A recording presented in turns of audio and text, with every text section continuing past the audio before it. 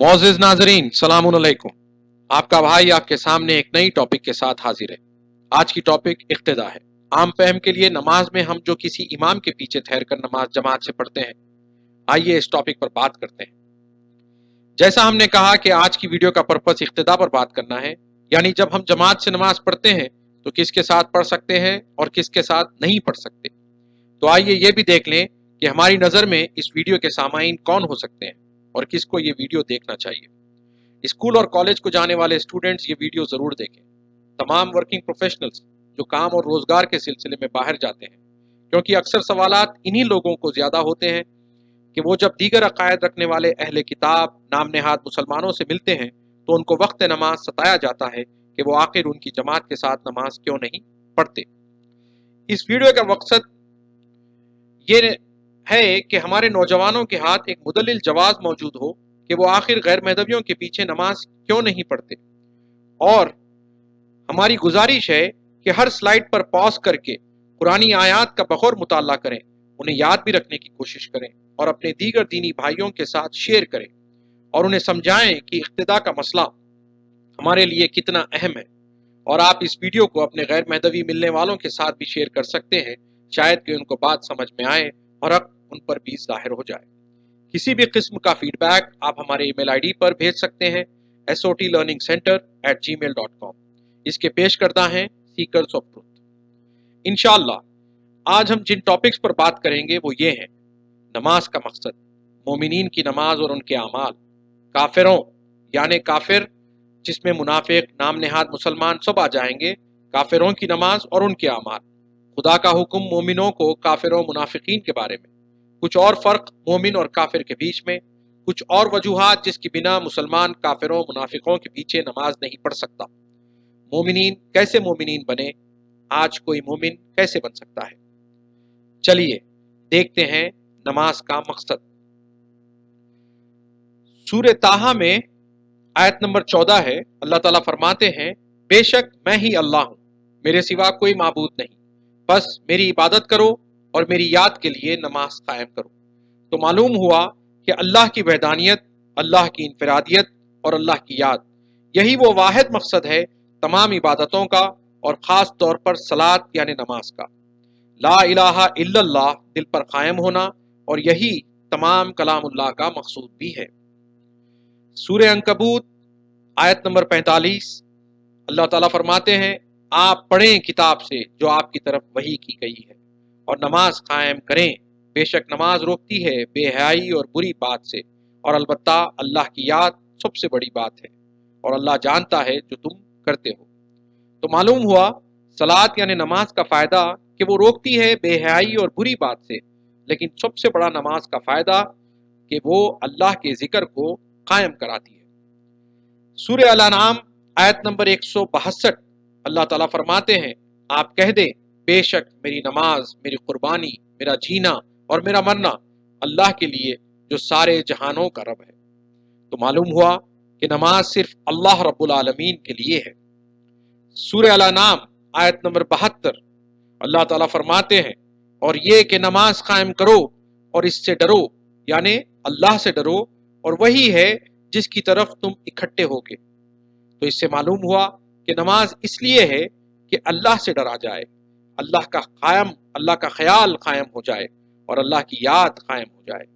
तो आपने यहाँ तक देखा कि नमाज अल्लाह के लिए पढ़ी जाती है, अल्लाह का जिक्र, अल्लाह का ख्याल को कायम करने के लिए पढ़ी जाती है। अब आइए देखेंगे कि जो मोमिनीन नमाज पढ़ते हैं उनकी कैफियत को मजीद अल्लाह ताला ने कैसे बयान किया है।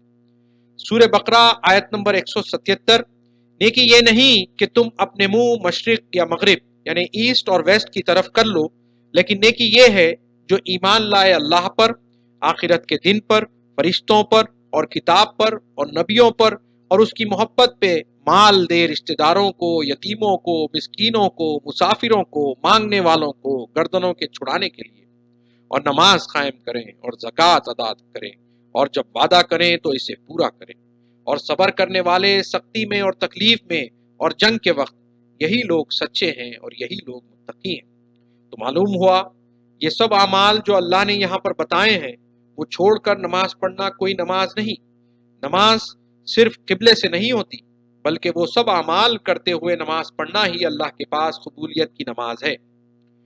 سورہ بقرہ آیت نمبر 186 میں اللہ تعالیٰ فرماتے ہیں، اور جب میرے بندے آپ سے میرے متعلق پوچھتے ہیں، بے شک میں قریب ہوں، میں قبول کرتا ہوں پکارنے والے کی دعا جب وہ مجھ سے مانگے، بس چاہیے کہ وہ میرا حکم مانے اور مجھ پر ایمان لائے تاکہ وہ ہدایت پائیں۔ نماز میں جو اللہ سے دعا کی جاتی ہے، اس کی قبولیت کے لیے اللہ کا حکم ماننا اور اس پر ایمان رکھنا شرط ہے۔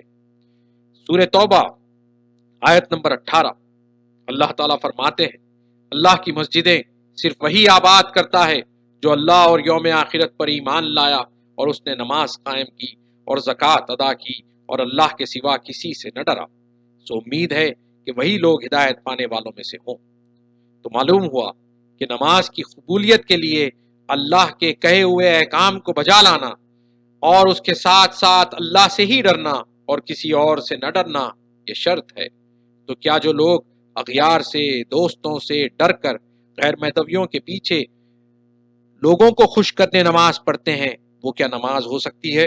نہیں، وہ تو گویا شرک ہو جائے گا۔ غور کریں اس بات پر۔ سورہ الجن آیت نمبر 18، اور یہ کہ مسجدیں اللہ کے لیے ہیں اور تم نہ پکارو اللہ کے ساتھ کسی اور کو۔ مقصد مسجدوں کا اللہ کے نام کی بلندی ہے اور صرف اللہ ہی کو پکارنا، اسی سے مانگنا، اسی کی نوکری، اسی کی غلامی، اسی کی بندگی کا اعتراف کرنا ہے۔ آپ کو آئندہ آنے والے سلائیڈ سے پتا چلے گا کہ صرف مومنین، بلیورز ہی نماز نہیں پڑھتے، بلکہ کافر، منافقین اور نام نہاد مسلمان بھی نماز پڑھتے ہیں، اور اللہ تعالیٰ مومنین کو ایسوں کی خبر بھی دے رہا ہے کہ مومنین ان جیسے نہ ہو جائیں اور ان میں خلط ملط نہ ہو جائیں۔ سورہ الانفال آیت نمبر 35 اللہ تعالیٰ فرماتے ہیں، اور گھر یعنی خانہ کعبہ کے نزدیک ان کی نمازیں کچھ نہیں مگر صرف سیٹیاں اور تھالیاں ہیں، بس عذاب چکھو اس کے بدلے جو تم کفر کرتے تھے۔ دیکھا آپ نے، اگر کوئی نام نہاد مسلمان، منافق، مشرک، کافر خانہ کعبہ کے پاس بھی اپنی نمازیں ادا کرے اور وہ تمام اعمال جو اللہ نے کہے ہیں کرنے کے لیے اور وہ تمام باتیں جس پر اس کا ایمان رکھنا ہے اگر وہ نہ رکھے تو اس کی نماز ایسی ہی ہے جیسے کہ وہ سیٹیاں یا تھالیاں بجاتا ہے۔ تو غور کریں کہ کیا مومن ایسے کافروں اور نام نہاد مسلمانوں کے ساتھ نماز پڑھ سکتا ہے، اگرچہ مسجد حرم کعبہ ہی کیوں نہ ہو۔ سورہ الرعد آیت نمبر 14 اللہ تعالیٰ فرماتے ہیں، اس کو یعنی اللہ کو پکارنا حق ہے، اور وہ یعنی کافر جن کو پکارتے ہیں وہ انہیں کچھ بھی جواب نہیں دیتے مگر جیسے اپنی دونوں ہتھیلیاں پانی کی طرف پھیلا دیں تاکہ اس کے منہ تک پہنچ جائیں، اور وہ اس تک ہرگز پہنچنے والا نہیں، اور کافروں کی دعا یعنی پکار گمراہی کے سوا کچھ نہیں۔ دیکھا آپ نے، جو اللہ کے علاوہ دوسرے کو پکارتا ہے اس کی پکار کی مثال دی جا رہی ہے، اور کیا ایسے کوئی مشرک کافر کے ساتھ مومن اپنی دعا اللہ سے کرنا چاہے گا؟ نہیں، بالکل نہیں۔ سورہ غافر یعنی سورہ مومن بھی کہتے ہیں اس کی آیت نمبر 50 اللہ تعالیٰ فرماتے ہیں، وہ کہیں گے یعنی آخرت میں فرشتے کہیں گے کافروں سے، کیا تمہارے پاس تمہارے رسول کھلی نشانیوں کے ساتھ نہیں آئے تھے؟ وہ یعنی کافر جنہوں نے رسول کا انکار کیا کہیں گے، ہاں۔ وہ کہیں گے یعنی فرشتے، تم پکارو، اور کافروں کی دعا یا پکار گمراہی کے سوا کچھ نہیں۔ جن لوگوں نے رسول کا انکار کیا، رسول کے لائے ہوئے پیغام کو نہ مانا، ایسے کافروں کی دعا نہ دنیا میں سنی جا رہی ہے اور نہ آخرت میں۔ تو غور کریں کہ کیا مومن ایسے منکران رسول یا رسول کے لائے ہوئے پیغام کے منکر کے ساتھ اپنی دعا کرے گا، نماز پڑھے گا؟ بالکل نہیں۔ آگے دیکھتے ہیں سورہ النساء آیت نمبر 142 اور 143 اللہ تعالیٰ فرماتے ہیں، بے شک منافقین، جس کو ہپوکرائٹس کہتے ہیں انگلش میں، بے شک منافقین دھوکہ دیتے ہیں اللہ کو، اور وہ اللہ ان کو دھوکہ دے گا، اور جب نماز کو کھڑے ہوتے ہیں تو سستی سے کھڑے ہوتے ہیں، وہ دکھاتے ہیں لوگوں کو اور اللہ کو یاد نہیں کرتے مگر کم، یعنی بہت تھوڑا یاد کرتے ہیں۔ دوسری آیت کا ترجمہ ایسے ہے کہ اس کے درمیان ادھر میں لٹکے ہوئے ہیں، نہ ان کی طرف نہ ان کی طرف، اور جس کو اللہ گمراہ کرے تو ہرگز اس کے لیے نہ پائے گا کوئی راہ۔ دیکھیں، غور کریں کہ جو اللہ کو دھوکہ دے رہا ہے، کیا ایسے منافق کے ساتھ مومن نماز پڑھنے کا بھی سوچ سکتا ہے؟ بالکل نہیں۔ اب آگے دیکھتے ہیں اللہ تعالیٰ مومنوں کو ایسے منافقین، مشرکین اور کافروں کے ساتھ نماز کے متعلق اور عبادات کے متعلق کیا حکم دے رہے ہیں۔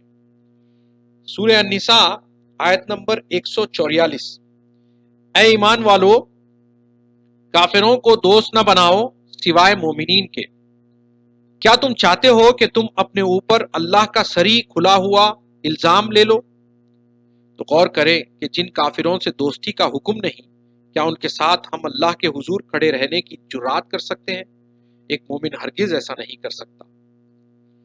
سورہ النساء آیت نمبر 43، اللہ تعالیٰ فرماتے ہیں، اے ایمان والو، تم نماز کے قریب نہ جاؤ جبکہ تم سکارا یعنی نشے کی حالت میں ہو، یہاں تک کہ سمجھنے لگو جو کہتے ہو، اور نہ جب کہ غسل کی حاجت ہو سوائے حالت سفر کے، یہاں تک کہ تم غسل کر لو، اور اگر تم مریض ہو یا سفر میں ہو یا تم میں سے کوئی جائے ضرورت سے آئے یا تم عورتوں کے پاس گئے اور تم نے پانی نہ پایا تو پاک مٹی سے تیمم کرو، مسح کر لو اپنے منہ اور اپنے ہاتھوں کا، بے شک اللہ معاف کرنے والا ہے، بخشنے والا ہے۔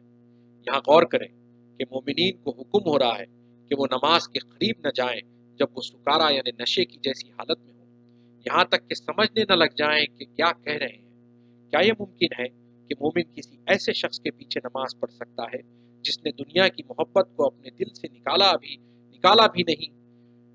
نکالنا بھی ضروری نہیں سمجھا اور نہ نکالا، اور جو دنیا کے خیالات اور اس کے نشے میں مست ہو اور وہ اپنی نماز سے غافل ہو؟ کیوں پڑھے گا؟ ہرگز نہیں پڑھ سکتا۔ سورہ توبہ آیت نمبر 17، اللہ تعالیٰ فرماتے ہیں، مشرکین کے لیے نہیں ہے کہ وہ آباد کریں اللہ کی مسجدیں اپنے اوپر کفر کو تسلیم کرتے ہوئے، وہی لوگ ہیں جن کے اعمال اکارت گئے اور وہ ہمیشہ جہنم میں رہیں گے۔ آپ غور کرنے پر دیکھیں گے کہ جو لوگ مشرکین ہیں اور کفر بھی کرتے ہیں، وہ مسجدوں میں اکثر پیش بھی رہتے ہیں۔ اسی کو اللہ تعالیٰ اس آیت میں بیان کر رہے ہیں کہ ایسے مشرکوں کا کوئی حق نہیں تھا کہ وہ اللہ کی مسجدوں کو آباد کرتے، جبکہ وہ ان کے کفر کے اوپر اپنے اوپر تسلیم بھی کرتے ہیں۔ یہاں پر یہ باتیں بیان کرنے کا اللہ کا مقصد کیا ہو سکتا ہے کہ پہلے تو ہمیں یہ متنبہ کیا جا رہا ہے کہ ہم ایسے نہ بن جائیں، اور دوسرا یہ کہ ایسوں سے دوری اختیار کریں اپنے عبادات کے معاملے میں۔ اور غور کریں، کیا ایسے مشرک کافروں کے پیچھے کوئی مومن نماز پڑھ سکتا ہے جنہیں اللہ آگ میں ڈالنے والا ہے؟ نہیں، ہرگز نہیں۔ سورہ التوبہ آیت نمبر 107، اللہ تعالیٰ فرماتے ہیں، اور وہ لوگ جنہوں نے مسجدیں بنائیں نقصان پہنچانے کے لیے اور کفر کرنے کے لیے اور مومنوں کے درمیان پھوٹ ڈالنے کے لیے اور اس کے واسطے اڈے کی جگہ بنانے کے لیے، جس نے اللہ اور اس کے رسول سے جنگ کی اس سے پہلے، اور وہ البتہ قسمیں کھائیں گے کہ ہم نے صرف بھلائی چاہی، اور اللہ گواہی دیتا ہے کہ وہ یقیناً جھوٹے ہیں۔ اور ایسے مشرکین، کافرین، منافقین بھی مسجدیں بناتے ہیں۔ آپ غور کر کے دیکھیں اپنے اطراف میں، کیوں؟ اس لیے کہ وہ چاہتے ہیں کہ نقصان پہنچائیں اور کفر کریں اور مومنوں کے درمیان پھوٹ ڈالیں، اور وہ ایسی مسجدوں میں اڈا بناتے ہیں جس کی بنسبت جہاں سے وہ اللہ سے لڑیں اور اللہ کے رسول سے لڑیں۔ اللہ اور اس کے رسول سے لڑنے کا مطلب کیا ہے؟ کہ جو اللہ کی مراد ہو، جو اس کا پیغام یعنی وہ قرآن کے ذریعے اللہ نے اپنے رسولوں کو بھیج کر ہم تک پہنچایا ہے، وہ اس سے لڑتے ہیں، قرآن سے لوگوں کو روکتے ہیں، اور انہی مساجد میں بیٹھ کر مومنین میں پھوٹ ڈالتے ہیں۔ ایسے اڈوں کو مومنوں کو پہچاننے کی ضرورت ہے اور ایسوں سے بچنا چاہیے۔ آپ غور کر سکتے ہیں آپ کے اطراف و اکناف میں جہاں اللہ کی آیات اور اللہ کے ذکر کے بجائے غیر اللہ کا ذکر شرک کے ساتھ ہوتا ہے، کیا ایسی مسجدوں میں، ایسی نام نہاد مسجدوں میں، ایسی مشرکین کی اتباع میں نماز پڑھی جا سکتی ہے؟ نہیں، ہرگز نہیں۔ اب دیکھیں آپ، اللہ تعالیٰ آپ کو ایسی مسجدوں میں جہاں شرک ہوتا ہے، کفر ہوتا ہے، کیا حکم دے رہے ہیں؟ سورہ توبہ آیت نمبر 108، اللہ تعالیٰ فرماتے ہیں، آپ اس میں یعنی ایسی مسجدوں میں جہاں سے یہ سب کچھ ہوتا ہے کبھی کھڑے نہ ہوں، بے شک وہ مسجد جس کی بنیاد پہلے دن سے تقوی پر رکھی گئی ہے زیادہ لائق ہے کہ آپ اس میں کھڑے ہوں۔ اس میں ایسے لوگ ہیں جو چاہتے ہیں کہ وہ پاک رہیں، اور اللہ محبوب رکھتا ہے پاک رہنے والوں کو۔ تو دیکھا آپ نے، صرف مسجد ہو جانا اور کسی جگہ کو مسجد کہہ دینے سے آپ وہاں جا کر نماز نہیں پڑھ سکتے۔ شرک سے پاک ایک اللہ کی عبادت کی جائے، ایسی مسجد میں ہی جا کر نماز پڑھی جانا چاہیے۔ اب آئیے آگے دیکھتے ہیں کہ مومن اور غیر مومن سے مراد میری کافر، مشرک، منافق کے درمیان اور کیا فرق رہتا ہے، تاکہ آپ کو اور وضاحت ہو جائے کہ اللہ کے حکم کے تحت آپ کس کے ساتھ نماز پڑھیں اور کس کے ساتھ نہ پڑھیں۔ سورہ آل عمران آیت نمبر 119، سن لو تم وہ لوگ ہو جو ان کو یعنی کافروں کو دوست رکھتے ہو اور وہ تمہیں دوست نہیں رکھتے، اور تم پوری کتاب پر ایمان رکھتے ہو، اور جب تم سے ملتے ہیں تو کہتے ہیں ہم ایمان لائے، اور جب اکیلے ہوتے ہیں تو وہ تم پر غصے سے انگلیاں کاٹتے ہیں۔ کہہ دیجئے تم اپنے غصے میں مر جاؤ، بے شک اللہ سینوں کی باتوں کو جاننے والا ہے۔ تو معلوم ہوا کہ مومن پوری کتاب پر ایمان لاتا ہے اور کافر، مشرک، منافق نہیں لاتے۔ مومنین کے سامنے منافقین اور مشرکین کہتے تو ہیں کہ ہم ایمان لاتے ہیں، لیکن پیچھے آپ سے بغض رکھیں گے اور غصہ کریں گے۔ یہ وہ بنیادی فرق ہے جس سے پہلے ہم خود اپنے ایمان اور مومن ہونے کے جائزہ لے سکتے ہیں، اور آسانی سے معلوم بھی ہو جائے گا کہ آپ کے اطراف و اکناف میں کون مومن ہے۔ سورہ البقرہ آیت نمبر 85، اللہ تعالیٰ فرماتے ہیں، اب اس آیت میں جو خاص بات دیکھنے والی ہے، جو منافقین، مشرکین اور کافرین کی خاص ہے، کہ وہ کتاب کے بعض حصے کو مانتے ہیں اور بعض کا انکار کرتے ہیں۔ یہ وہ خاص اور علانیہ دیکھنے میں آنے والی صفت ہے ان لوگوں کی، جس کو دیکھ کر ایک مومن ان سے علیحدہ رہ سکتا ہے۔ اللہ ہائی لائٹڈ اسکرین پہ دیکھ سکتے ہیں آپ، افتؤمنون ببعض الکتاب وتکفرون ببعض، اور آپ اس کو اپنے اطراف اور اکناف میں بہت دیکھ سکتے ہیں۔ سورہ ہود آیت نمبر 15 اور 16، اللہ تعالیٰ فرماتے ہیں، جو کوئی چاہتا ہے دنیا کی زندگی اور اس کی زینت، ہم ان کے لیے ان کے اعمال اس میں پورے کر دیں گے اور اس میں ان کی کمی نہ کی جائے گی۔ یہی لوگ ہیں جن کے لیے آخرت میں آگ کے سوا کچھ نہیں، اور آخرت اکارت گیا جو اس میں انہوں نے کیا، اور جو وہ کرتے تھے نابود ہوا۔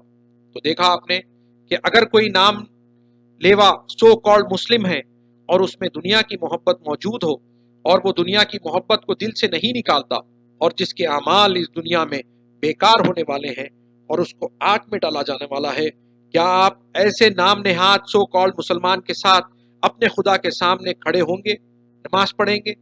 کیسے پڑھ سکتے ہیں، اور کیوں پڑھنا چاہیے؟ سورہ الحدید آیت نمبر 20، اللہ تعالیٰ فرماتے ہیں، جان لو اس کے سوا نہیں کہ دنیا کی زندگی محض کھیل کود، زینت اور باہم فخر کرنا اور کثرت کی خواہش کرنا، مال میں اور اولاد میں، بارش کی طرح کہ کاشتکار کو اس کی پیداوار بھلی لگی، پھر وہ زور پکڑتی ہے، پھر تو اس کو دیکھتا ہے زرد، پھر وہ چورا چورا ہو جاتی ہے، اور آخرت میں سخت عذاب بھی ہے اور مغفرت بھی ہے اللہ کی اور رضامندی، اور دنیا کی زندگی دھوکے کے سامان کے سوا کچھ نہیں۔ تو معلوم ہوا کہ جو مومن ہوتا ہے اس کے نزدیک کھیل کود، تماشا، زینت، سجنا، سورنا، آپس میں فخر کرنا، مال کی کثرت کی خواہش، اولاد کی کثرت کی خواہش، یہ سب نہیں ہوتے۔ اور جو نام نہاد مسلمان ہوتا ہے اس کے پاس ان چیزوں کی خواہش کوٹ کوٹ کر بھری ہوتی ہے، اور جو اپنی نماز میں بھی صرف دنیا کی دعا کرتا ہے، اور جو نماز پڑھانے کے لیے بھی مال کی اجرت لیتا ہو، کیا ایسے کے ساتھ ایک مومن نماز پڑھ سکتا ہے؟ نہیں، ہرگز نہیں۔ سورہ البقرہ آیت نمبر 219، اللہ تعالیٰ فرماتے ہیں، وہ آپ سے پوچھتے ہیں شراب اور جوئے کے بارے میں، آپ کہہ دیں کہ ان دونوں میں بڑا گناہ ہے اور لوگوں کے لیے فائدہ بھی ہے، اور ان دونوں کا گناہ ان کے فائدے سے بہت بڑا ہے۔ اور وہ آپ سے پوچھتے ہیں کہ وہ کیا کچھ خرچ کریں، آپ کہہ دیں زائد ضرورت۔ اسی طرح اللہ تمہارے لیے احکام واضح کرتا ہے تاکہ تم غور و فکر کرو۔ اسی کنٹیکس میں سورہ الماؤن کی آیتیں 3 سے لے کر 7 ہیں، اللہ تعالیٰ فرماتے ہیں، اور نہیں رغبت دلاتا مسکین کو کھانا کھلانے کی، بس خرابی ہے ان نمازیوں کے لیے جو اپنی نمازوں سے غافل ہیں، جو دکھاوا کرتے ہیں اور عام ضرورت کی چیز بھی نہیں دیتے۔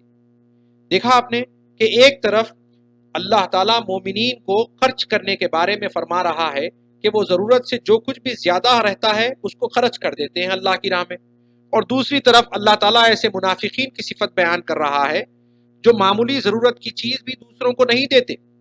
تو اگر کوئی ایسا سو کالڈ مسلم ہو، منافق ہو، جس میں ناپسندیدہ صفت ہیں، تو کیا ایسے کے ساتھ ایک مومن نماز پڑھنا، خدا کے حضور کھڑا ہونا گوارا کرے گا؟ نہیں، ہرگز نہیں۔ سورہ البقرہ آیت نمبر 80 سے لے کے 81، اللہ تعالیٰ فرماتے ہیں، اور انہوں نے کہا کہ ہمیں ہرگز نہ چھوئے گی آگ گنتی کے چند دن کے سوا۔ کہہ دو کیا تم نے اللہ کے پاس سے کوئی وعدہ لیا ہے کہ اللہ ہرگز اپنے وعدے کے خلاف نہیں کرتا؟ کیا تم اللہ پر وہ کہتے ہو جو تم نہیں جانتے؟ آگے اللہ تعالیٰ فرماتے ہیں، کیوں نہیں جس نے کمائی کوئی برائی اور اس کو اس کی خطاؤں نے گھیر لیا، بس یہی لوگ دوزخی ہیں، وہ اس میں ہمیشہ رہیں گے۔ آپ جتنے نام نہاد مسلمان ہیں ان سے اس موضوع پر بات کر کے دیکھیں، وہ ہر کوئی آپس میں ایک دوسرے کو دھوکہ دے رہے ہیں کہ ان کے اعمال کتنے ہی خراب کیوں نہ ہوں، ان کو ان کے رہبران دوزخ سے نکال کر جنت میں لے جائیں گے۔ لیکن ایک مومن اللہ کی ان آیات پر یقین رکھتا ہے اور روز قیامت کے حساب و کتاب سے ڈرتا ہے، اور ہر دن اپنے اعمال کو اللہ کی مراد کے تحت لانے کی کوشش اور جستجو میں رہتا ہے۔ کیا ایسا مومن، ایسے نام نہاد مسلمان جو اپنی خواہش کے قائد بنا لیتے ہیں، جو اللہ کی مراد کے مخالف ہوں، ان کے ساتھ اپنی نمازیں پڑھے گا؟ کبھی نہیں، ہرگز نہیں۔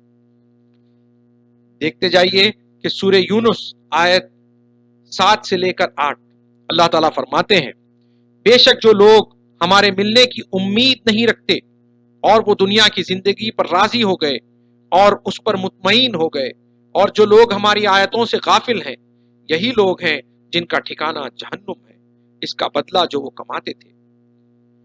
سورۃ کہف آیت نمبر 110 میں اللہ تعالیٰ فرما رہے ہیں، فرما دے کہ میں تم جیسا بشر ہوں، میری طرف وحی کی جاتی ہے، تمہارا معبود واحد ہے، سو جو اپنے رب سے ملاقات کی امید رکھتا ہے اسے چاہیے کہ وہ اچھے عمل کرے اور اپنے رب کی عبادت میں کسی کو شریک نہ کرے۔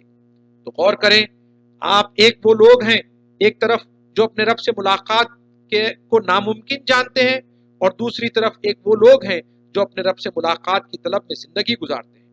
آپ جتنے نام نہاد مسلمان ہیں ان سے بات کریں اس موضوع پر، بالاتفاق پورے کے پورے اس بات کا سرے سے انکار کر دیں گے کہ اس دنیا میں اللہ سے ملاقات، اللہ کا دیدار ممکن ہی نہیں ہے۔ تو جب وہ لوگ اللہ کے دیدار کو ممکن ہی نہیں جانتے تو کیا اللہ سے ملاقات کی امید کریں گے؟ تو کیا وہ مومن جو اللہ کے دیدار کی طلب میں رہتا ہے ایسے نام نہاد مسلمانوں کے ساتھ اللہ کے حضور کھڑا ہو کر نماز پڑھ سکتا ہے؟ کیسے پڑھے گا اور کیوں؟ دیکھیں سورہ نساء آیت نمبر 103، پھر جب تم نماز ادا کر چکو تو اللہ کو یاد کرو کھڑے اور بیٹھے اور اپنی کروٹوں پر لیٹے ہوئے، پھر جب تم مطمئن ہو جاؤ تو نماز قائم کرو، بے شک نماز مومنوں پر مقررہ وقت میں فرض ہے۔ اسی کنٹیکسٹ میں سورہ نساء آیت نمبر 142، بے شک منافقین دھوکہ دیتے ہیں اللہ کو اور وہ اللہ ان کو دھوکہ دے گا، اور جب نماز کو کھڑے ہوتے ہیں تو سستی سے کھڑے ہوتے ہیں، وہ دکھاتے ہیں لوگوں کو اور اللہ کو یاد نہیں کرتے مگر کم۔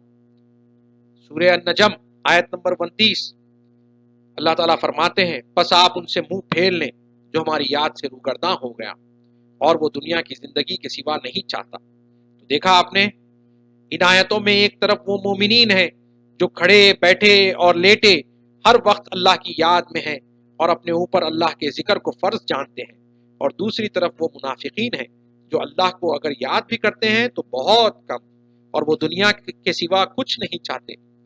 تو یہ ممکنات سے باہر ہوگا کہ اللہ تعالیٰ ان واضح آیات کو ہمارے سامنے رکھنے کے باوجود کوئی مومن دوسرے ایسے دنیا پرست اور اللہ کی یاد سے غافل یا منافق جو بالکل اللہ کو کم یاد کرتا ہے اس کے ساتھ اپنی نمازیں ادا کرے۔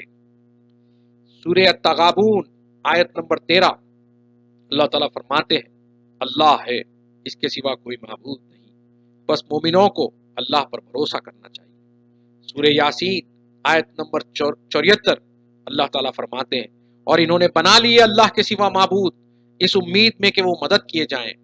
सूर्य अल-अहज़ाब आयत नंबर 48 अल्लाह ताला फरमाते हैं और आप कहा न माने काफिरों का और मुनाफिकीन का और इनके ईजा देने का ख्याल न करें और अल्लाह पर भरोसा करें। इन आयतों में आपने देखा कि मोमिनों की जमात है कि अल्लाह पर भरोसा करती है और काफिर और मुनाफिकीन की जमात है कि अल्लाह के सिवा दूसरों पर भरोसा करते हैं। ऐसे मुशरिक के साथ क्या आप नमाज पढ़ सकते हैं? कुछ और आयात देखते हैं जो मोमिनीन को दूसरे काफिरों और मुनाफिकीन के साथ नमाज पढ़ने से मना कर रही है। सूरह अल-अहज़ाब आयत नंबर 73 अल्लाह ताला फरमाते हैं अल्लाह अज़ाब देगा मुनाफिक मर्दों और मुनाफिक औरतों को और मुशरिक मर्दों और मुशरिक औरतों को, और अल्लाह तौबा कबूल करे मोमिन मर्दों और मोमिन औरतों की, बेशक अल्लाह बख्शने वाला मेहरबान है। जिन मुनाफिकीन मुशरिकीन को अल्लाह अज़ाब देने वाला है, क्या उनके साथ मोमिनीन अल्लाह के हुजूर ठहर कर अपनी बख्शिश की दुआ कर सकते हैं? नहीं, बिल्कुल नहीं। सूरह यासीन आयत नंबर 21 तुम इनकी पैरवी करो जो तुमसे कोई अजर नहीं मांगते और वो हिदायत याफ्ता हैं। इत्तिबा पैरवी सिर्फ इन्हीं लोगों की हो सकती है जो ऐसे हिदायत याफ्ता मोमिन होते हैं जो आपसे कोई उजरत नहीं मांगते। एक तनख्वाहखोर दुनिया परस्त के पीछे एक मोमिन कभी नमाज नहीं पढ़ सकता।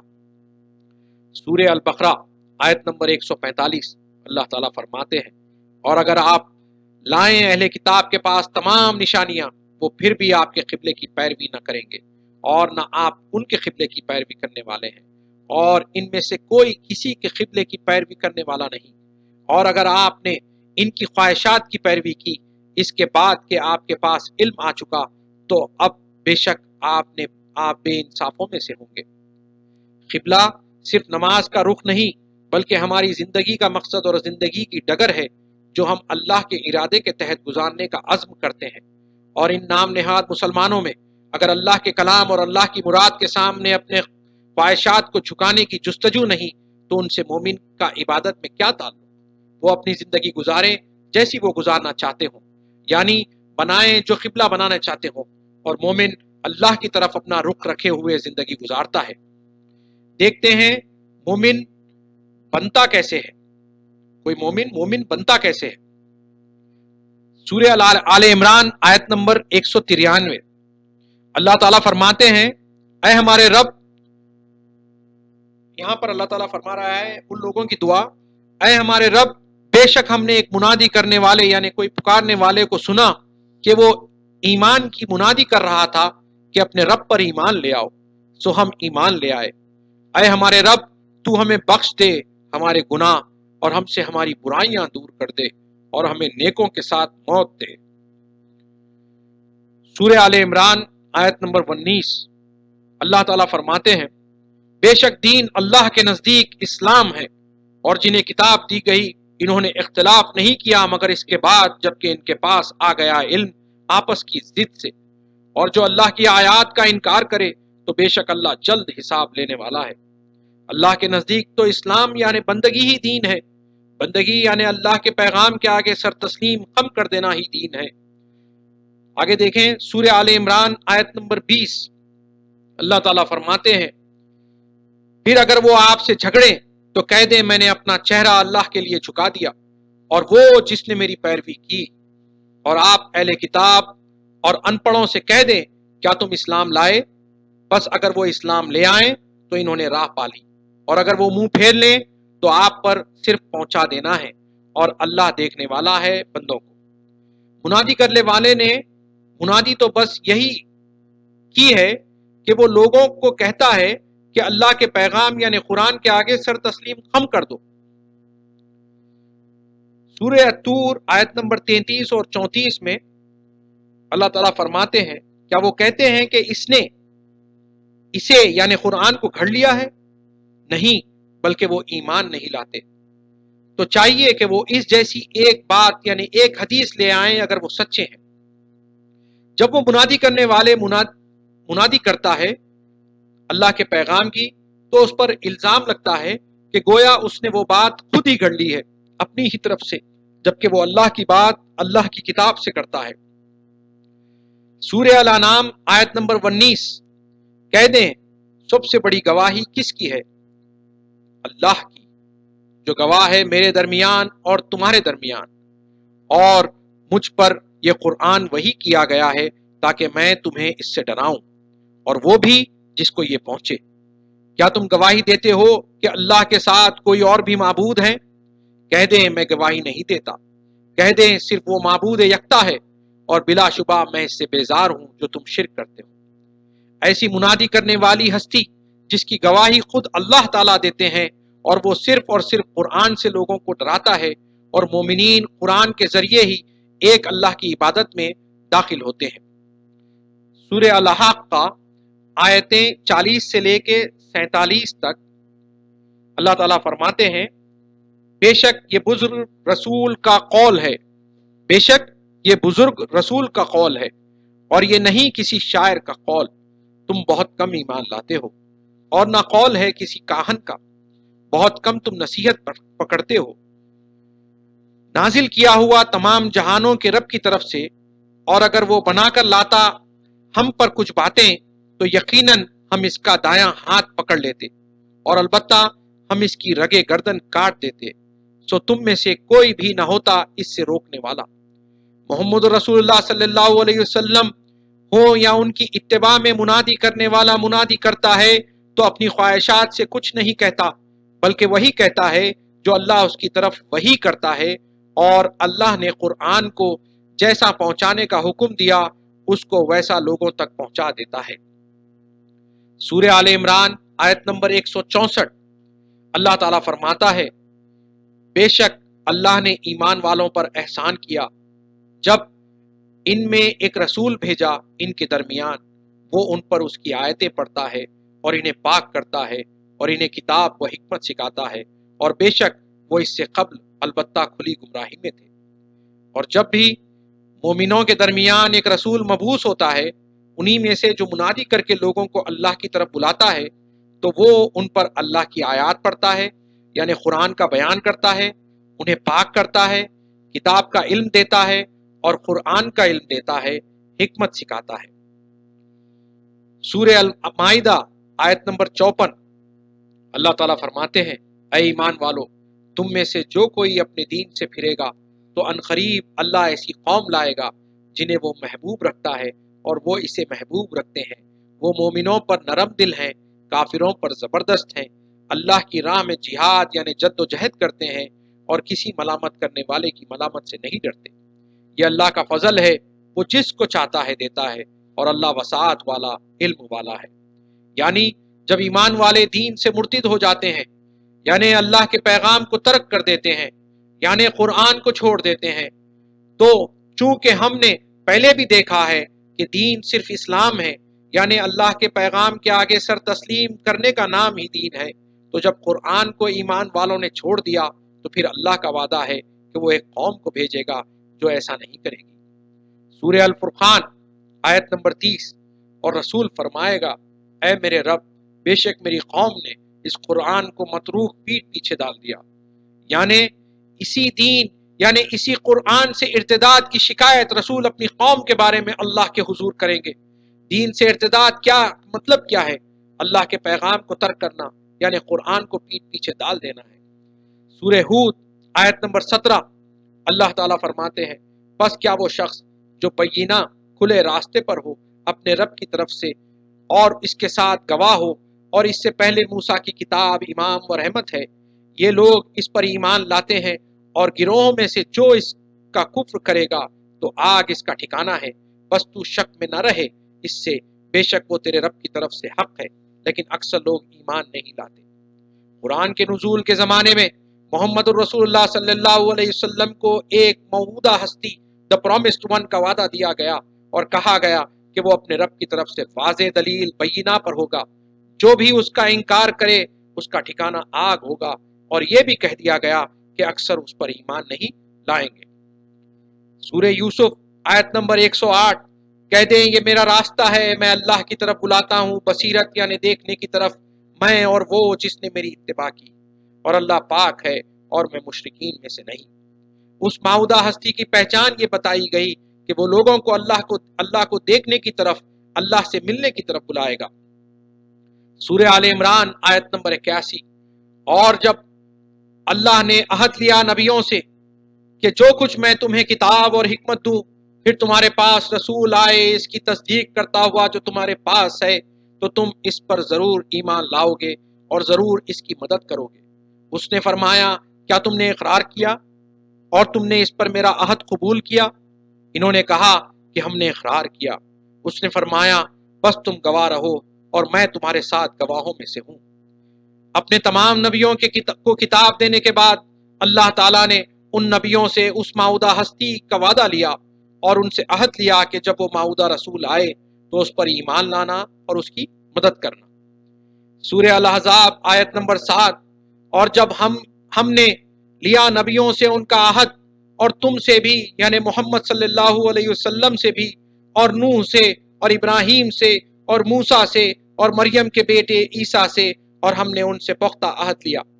وہ معبودہ رسول جس کا وعدہ کیا تمام نبیوں سے، نہ وہ محمد صلی اللہ علیہ وسلم ہے، نہ وہ نوح علیہ السلام ہے، نہ وہ ابراہیم علیہ السلام ہے، نہ وہ موسیٰ علیہ السلام ہے، نہ عیسیٰ علیہ السلام ہے، کیونکہ ان کا نام لے لے کر ان سے عہد لیا گیا۔ پھر وہ معبودہ رسول کون ہے؟ چلیے کچھ اپنے آپ سے سوالات کر کے دیکھیں کہ آخر وہ کون سی تاریخی ہستی ہے جو قرآن کے اس پیمانے پر کھری اترتی ہے، جس نے ایمان والوں کو کہ قرآن کو ترک کر دینے کے بعد پھر سے اس نے زندہ کیا اور آج تک باقی ہیں۔ کس نے مسلمانوں کے مختلف فرقوں کو ایک کتاب کے تحت بلایا؟ کس نے کہا کہ میرا مذہب اللہ کی کتاب یعنی رسول اللہ کی اتباع ہے؟ کس نے کہا کہ تمام کتاب اللہ ناسخ ہے، امپلیمنٹیبل ہے، ایک آیت بھی اس کی منسوخ نہیں؟ وہ کون ہے جس نے کہا کہ ترک حب دنیا فرض ہے؟ کس نے کہا کہ دنیا میں خدا کا دیدار ممکن ہے اور خدا کو اس دنیا میں دیکھنا چاہیے؟ وہ کون ہے جس نے بلا کسی کے خوف کے خدا کی کتاب کی تبلیغ کی، بغیر کسی ایک حکم الہی کو ترک کیے ہوئے، جبکہ تمام دنیا میں لوگوں کی بادشاہت کا دور چل رہا تھا، نہ کہ جمہوریت کا؟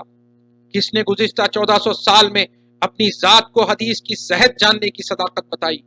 وہ کون ہے جس نے قرآن کو ایک لوتا حاکم بتایا دین کے معاملے میں، جس نے احادیث کو تک اس میں شامل نہ کیا اختلافی معاملات کو سلجھانے میں؟ کس نے کہا کہ مذہب رفتار یعنی انسان کے اعمال کا نام ہے نہ کہ گفتار کا؟ وہ کون ہے جس نے کہا کہ روزی روٹی کمانے کے لیے جو کسب کرتے ہیں ان کی شرط ہے کہ اللہ کے احکام کی پابندی کی جائے، اگر پابندی نہ ہو سکے تو بھوکے مر جاؤ؟ کس نے قرآن کی آیات کو اپنے معبودہ دا پرامسڈ ون ہونے کے لیے ثبوت کی طور پر پیش کیا؟ وہ کون ہے جس کو اللہ نے بہت علم دینے کے باوجود بھی اس نے ایک کتاب بھی نہ لکھی بلکہ ساری عمر صرف قرآن کے بیان کو ہی ترجیح دی؟ کس نے انسان کی بنائی ہوئی باطل نظام کو چھوڑ کر عزلت کی شکل میں مومنوں کے ساتھ ایک محدود دائرے میں زندگی کو بسر کیا جہاں پر اللہ کا نظام قائم رہا؟ وہ کون ہے جس نے ثابت کر کے دکھایا کہ مومنین بھائی بھائی کی طرف ایک ساتھ زندگی گزار سکتے ہیں، اور جو اللہ رزق دے اس کو آپس میں بانٹ کر زندگی بسر کر سکتے ہیں، بغیر رتی کے برابر کی دنیا کی محبت کے، دنیا سے بے خوف بے شمار اخراجوں کو جھیلتے ہوئے اور بنا تھکے اور تمام مصیبتیں برداشت کرتے ہوئے، صرف اس لیے کہ اللہ کی کتاب کا بیان کرتے رہیں۔ کس نے کہا کہ کہانیوں اور قصوں سے خدا حاصل نہیں ہوتا بلکہ ذکر کثیر سے ہوتا ہے؟ وہ کون ہے جس نے اپنے تمام مومنین کو بھائی کہہ کر مخاطب کرتا رہا، یہاں تک کہ اپنے بیٹے کو بھی بھائی سے مخاطب کرتا رہا؟ کس نے کہا کہ اگر خدا جو کہ دین کا مقصود ہو تو استاد اگر حاصل نہ ہو تو استاد، پیر، شیخ، عالم سب کو چھوڑ دیا جائے؟ وہ کون ہے جس نے کہا کہ مومن ذخیرہ نہیں کرتا، اور جس نے ذخیرے کے باطل خیال کو غلط بتایا، جو اکثر نام نہاد مسلمان 2.5% زکوٰۃ کے بعد اجازت سمجھ لیتے ہیں؟ کس نے کہا کہ جس کو جہنم میں ڈالا گیا وہ ہمیشہ کے لیے ڈالا گیا؟ چلیے دیکھتے ہیں کہ قرآن میں اس معبودہ ہستی کے مبعوث ہونے کا وقت یا سال کا کوئی سراغ بھی مہیا کیا گیا ہے یا نہیں۔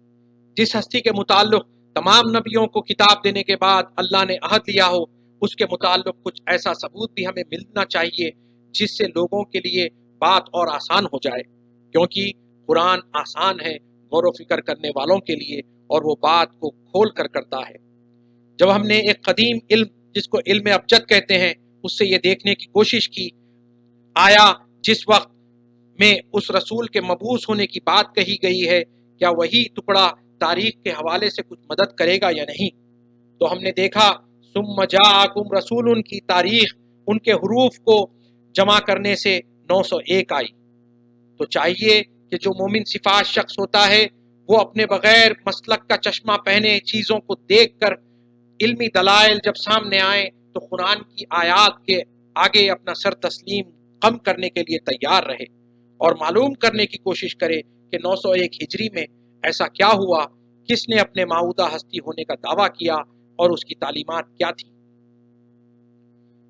पूरी दुनिया जिस माऊदा हस्ती यानी माऊदा रसूल का इंतजार मेहदी के नाम से कर रही थी, उस माऊदा रसूल ने अपने मेहदी होने का दावा मक्का में काबे के तवाफ के बाद रुकन और मुकाम के दरमियान 901 हिजरी में किया। और हमने अब तक जिन बातों को कुरान की रोशनी में आपके सामने रखा वो उसी हस्ती की तस्दीक जिसको हम इन्नल मेहदी अल माऊदा क़द जा व मज़ा के साथ करते हैं। ये उसी हस्ती की तस्दीक का शर्फ है कि हमें कुछ कुछ बातें समझ में आईं जिसको हमने अपने दीनी भाइयों और उन हजरात के सामने रखने की कोशिश की है जो आज भी मेहदी अलैहिस्सलाम के मुंतज़िर है। अब नाजरीन के दिल में एक बात पैदा हो सकती है कि सुम्मा जाअकुम रसूलुन से जो तारीख निकलती है जो 901 हिजरी है और मेहदी माऊद अलैहिस्सलाम की अपने मेहदी माऊद होने की दावे की तारीख 901 हिजरी है, क्या ये महज एक इत्तेफाक है?